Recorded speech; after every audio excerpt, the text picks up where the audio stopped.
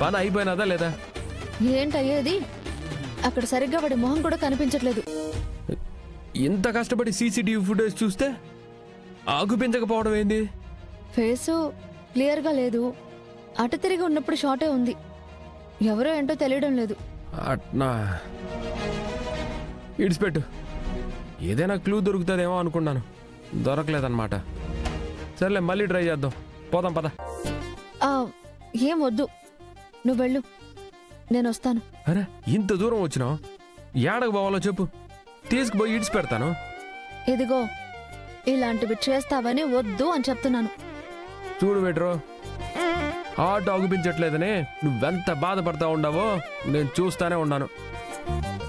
ఏదో పరాయి వాళ్ళ దగ్గర దాచిపెట్టినట్టు నీ బాధ నా కాడ దాచిపెడతావేంది? ఈ రోజే డౌన్లోడ్ చేయండి, మీ ఫేవరెట్ షోస్ చూడండి.